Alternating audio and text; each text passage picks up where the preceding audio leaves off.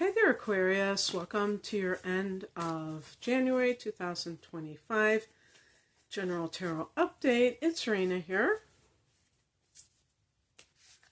So during this time period, in the last half of the month, we're going to see the sun going into your sign, so it will start to be Aquarius season.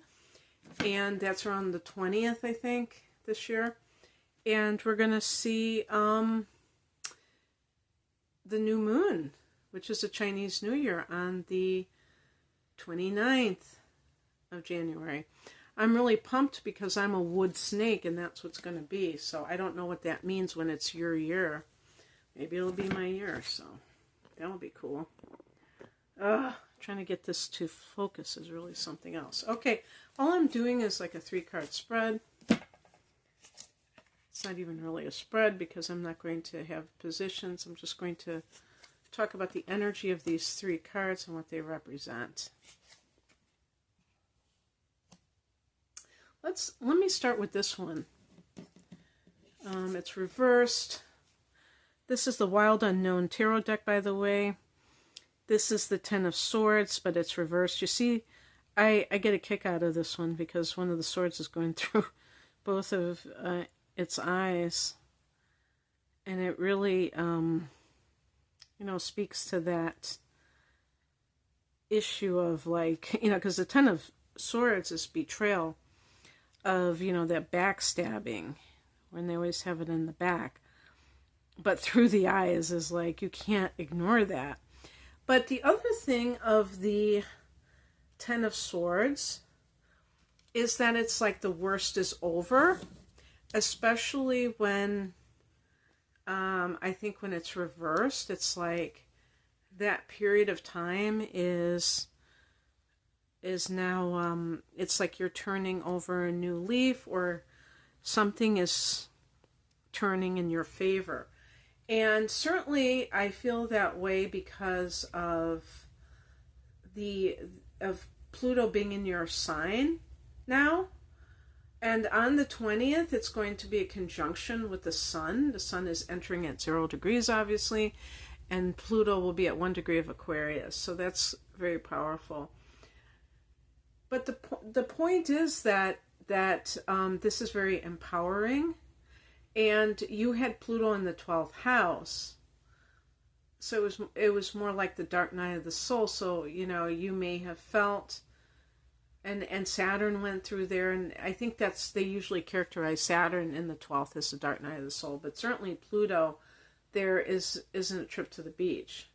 So now that that is over with, you may be feeling a sense of your mojo coming back. Because that would have been very challenging to you at the deepest level, like not being able to hide anymore in addictions, in illusions. And now it's like all about becoming very self-empowered, very strong. So this kind of represents that to me. The Son of Pentacles is the Knight of Pentacles. This is workhorse energy. This is connected to the sign of Taurus. Taurus is one of the earth signs, as is Capricorn and Virgo. And the Pentacles is earth element. So it can be that you are just like showing up and doing what you need to do. And that is, the best thing for you maybe at this time. Maybe that gives you a sense of structure because maybe you've been going through a hard time in another area of life and this really saves you. Like an example would be, there was something I mentioned, addiction. I was like, one of the things that, if a person is getting clean and sober after they've had an addiction, one of the things, like even in a rehab center, they make them clean the toilets and do these very mundane tasks because it humbles people and it brings you back down to, it's almost like this Zen thing of like, chop wood, carry water. it does, life doesn't have to be complicated. And so if you have been through some kind of very challenging time in your life, you may be taking refuge in work, and you're in a daily routine that's very set in place. You're a fixed sign, so you tend to like having things be predictable. So that can actually be a comfort for some people. And the Hierophant is the card of tradition and conformity. And it can sometimes be a card of marriage. But it's also a card connected to God. Oh, it's interesting. They say that this is connected to Taurus too. Well, is there? I'm trying to think if there's some kind. Well, Uranus is in Taurus. Uranus is your ruler, and it's in Taurus, and it's going direct on the 30th of January. So maybe that has something to do with you moving forward more, if you've been feeling like you've been in a holding pattern. I don't know. But I think that typically somebody who is an Aquarius individual is not going to want to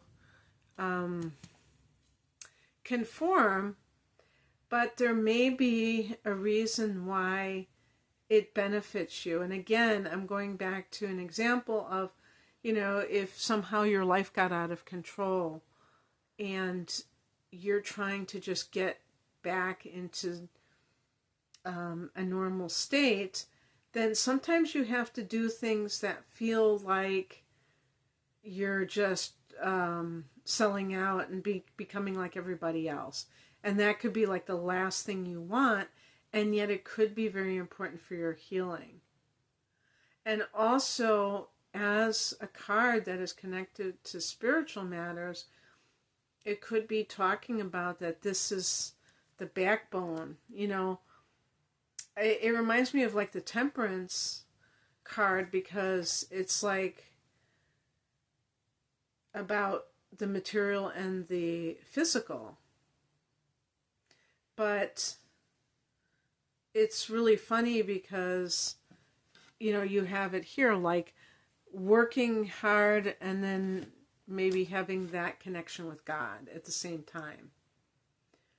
And maybe like if you've been feeling like things are looking up, you no longer feel as if you're just being forsaken. So I guess I would just like say this is a hopeful trio of cards.